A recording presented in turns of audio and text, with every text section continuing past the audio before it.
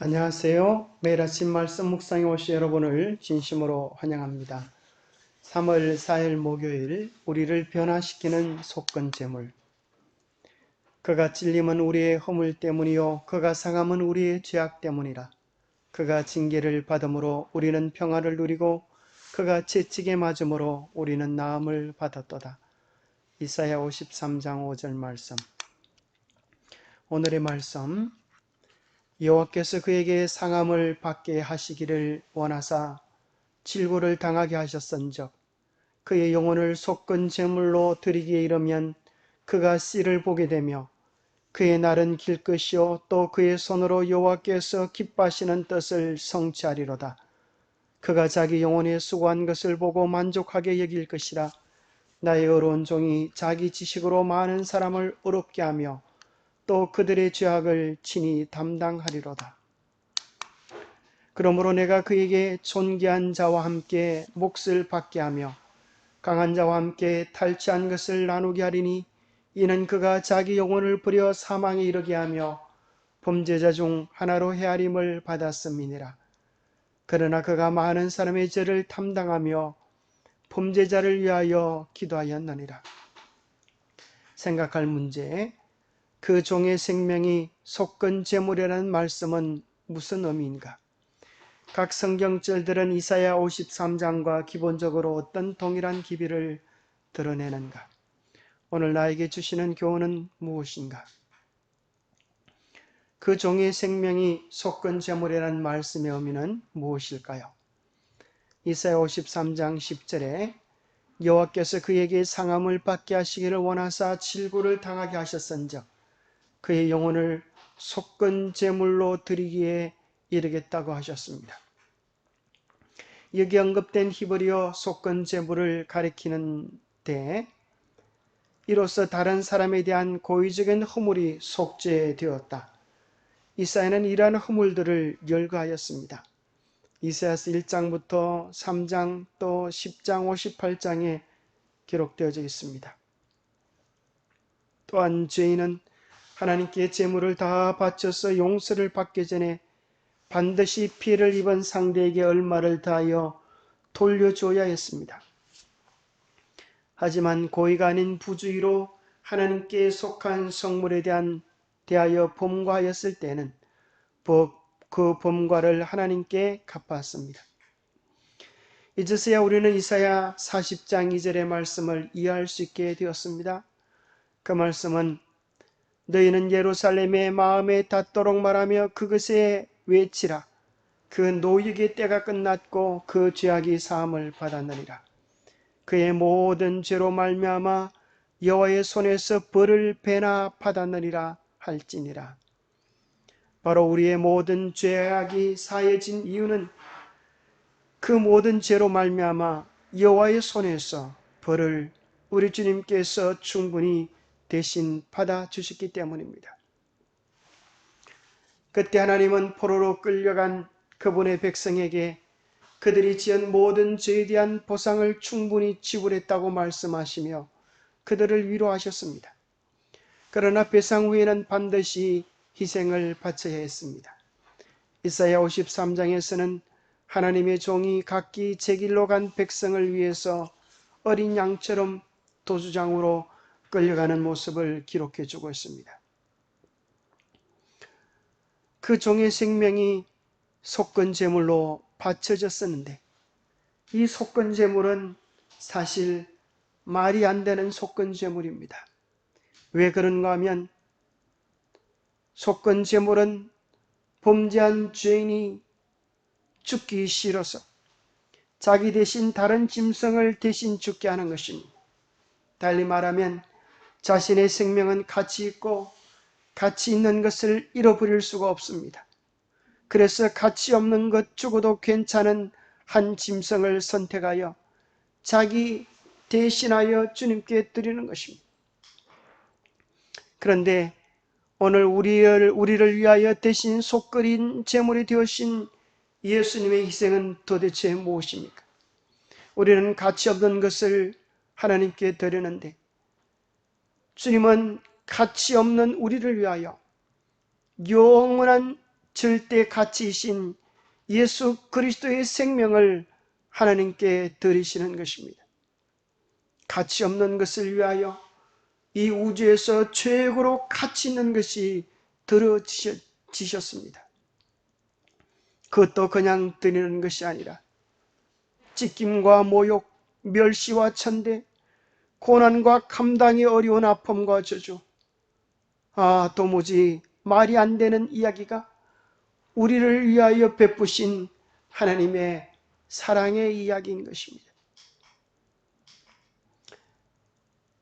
비록 살아있는 자들의 땅에서 끊어지고 희생제물로 살라져서 우리를 위한 소망의 불꽃을 일으킬지라도 그 종은 돌아올 수 없는 곳, 즉 죽음으로 나아갔습니다.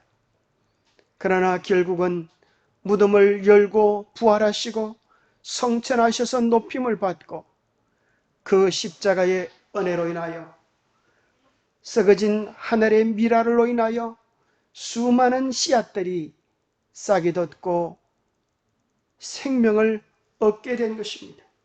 하늘의 미랄이 땅에 떨어져 썩음으로 말미암아 죽음으로 말미암아 무수히 많은 생명들이 일어나게 된 것입니다.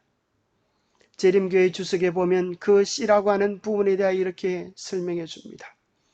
그의 후예 또는 그의 후손들을 의미한다. 그들은 그를 기꺼이 영접하는 자들, 그 이름을 믿는 자들, 거듭난 자들이다. 그리스도는 그 앞에 있는 즐거움을 위하여 십자가를 참으셨다.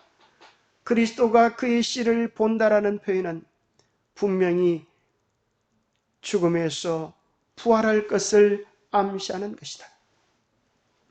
예수님이 하늘의 씨앗으로 우리를 위하여 십자가에 달리시고 못 박히셔서 땅에 묻혀지는 죽임을 당하셨지만 그러나 그 씨는 새 생명으로 부활로 일어나신 것입니다.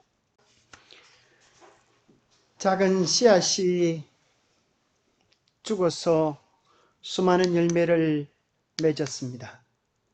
고린도전서 15장 20절에 예수님의 죽음의 의미를 표현하기를 이제 그리스도께서 죽은 자 가운데서 다시 살아나사 잠자는 자들의 첫 열매가 되셨다고 이야기하고 있습니다.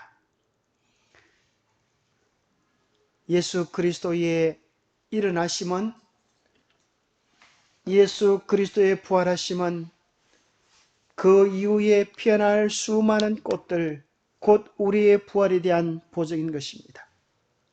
마치 온 천지에 가득한 코스모스 꽃처럼 우리 주님의 부활로 인하여 수많은 영혼들이 생명을 얻고 아름답게 피어나게 될 것입니다. 먼저는 첫 열매인 그리스도요, 다음은 그가 강림하실 때에 그리스도께 속한 무수히 많은 자들이 예수 그리스도의 부활의 공로로 부활하게 될 것입니다. 두 번째 질문인 각 성경절은 이사야 53장과 기본적으로 어떤 동일한 기별을 드러내고 있습니까? 예수님의 희생하심은 용서와 사랑의 확증이 되었습니다. 허물의 사함을 받고 자기의 죄가 가려진 자는 여호와께 정죄를 당하지 아니하는 자는 복이 있도다. 시편 32편 1절 2절.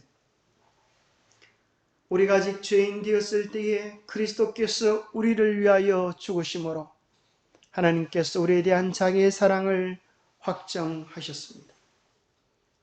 십자가의 큰 사랑으로 인하여 이제 우리의 모든 죄가 용서받고 변할 수 없는 영원한 사랑의 확정을 받게 된 것입니다. 예수 그리스도의 십자가의 대속의 은혜로 인하여 우리는 죄인에서 어렵게 됨을 얻었고 구원받는 하나님의 자녀가 되게 된 것입니다. 사람이 어렵게 되는 것은 율법의 행위로 말미암은 것이 아니요 오직 예수 그리스도를 믿음으로 말미암는 줄 알므로 내가 가지는 율법에서 난 것이 아니요 오직 그리스도를 믿음으로 말미암은 것이니 이를 행하심은 하나님의 은혜로 말미암아 모든 사람을 위하여 죽음을 맛보리 하심이라. 진이 나무에 달려 그 몸으로 우리의 죄를 담당하셨으니 이는 우리로 죄에 대하여 죽고 의에 대하여 살게 하려 하심이라.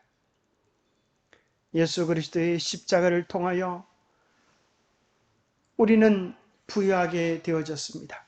고린도서 8장 9절에 기록하기를 우리 주 예수 그리스도의 은혜를 너희가 알거니와 부유하신 이로써 너희를 위하여 가난하게 되심은 그의 가난함으로 말미암아 너희를 부유하게 하려 하심이라고 말씀하셨습니다.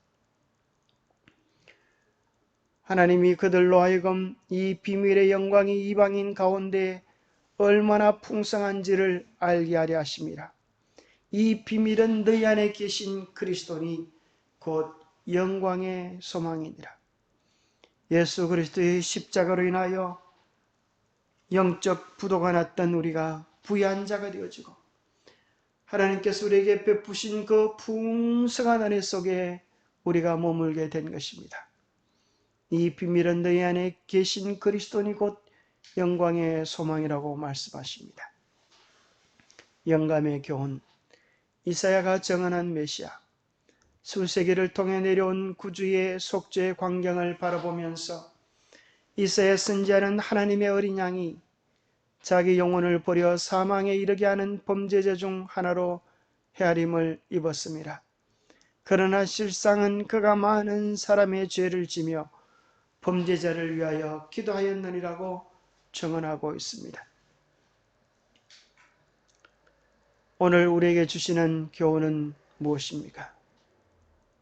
속건 제물이 되신 예수 그리스도의 은혜로 인하여 우리의 죄값이 지불되어졌습니다. 속건 제물인 그리스도로 인하여 우리는 용서받는 자가 되었습니다. 속건 제물인 그리스도를 우리의 개인의 구주로 영접함으로 우리는 구원받은 하나님의 자녀가 되게 되었습니다. 속건 제물 되시는 그리스도로 인하여 우리는 이방인이었던 우리조차도 이제 하나님의 가족이 되게 되었습니다. 멀리 떨어져 있던 우리도 이제 예수 그리스도의 희생하심으로 인하여 성령을 통하여 우리와 영원히 함께 하시겠다고 하시는 하나님의 약속을 붙잡을 수 있게 되었습니다. 그래야 우리는 우리 인생의 마지막이 사망과 멸망이 아니요 우리를 영원한 소망의 나라로 인도해 가시겠다고 하는 하나님의 인도하심 속에 살아가게 되었습니다. 예수 그리스도의 십자가의 은혜로 우리 주님은 영광 중에 다시 오셔서 우리를 데려가 이제 영원히 하나님과 함께 사는 이 세상의 그 어떤 것과도 견줄 수 없는 하늘의 큰 복을 더해 주실 것입니다. 기도하겠습니다. 하나님 아버지, 저희 죄로 죽어 마땅한 죄인입니다. 영원한 사망의 선고를 받고 불살라져도 아무 할 말이 없는 죄인들입니다. 그런데 주님께서 저희와 십자가에서 운명을 맞바꾸어 주심을 감사 또 감사합니다. 예수님을 믿고 저희의 삶의 모든 문제를 맡깁니다. 저희의 노력으로는 저희의 삶이 변화될 수 없음을 고백합니다. 십자가에서 이루신 온전한 의를 저희에게 주시옵소서. 주님을 닮은 사람으로 저희를 새롭게 창조해 주시옵기를 우리 주 예수 그리스도 이름 의지하여 간절히 간구하옵나이다. 속건 제물 되시는 예수 그리스도의 십자가의 은혜를 깊이 명상하면서 그 은혜를 맛보는 이 하루 되시기를 간절히 바랍니다. 감사합니다.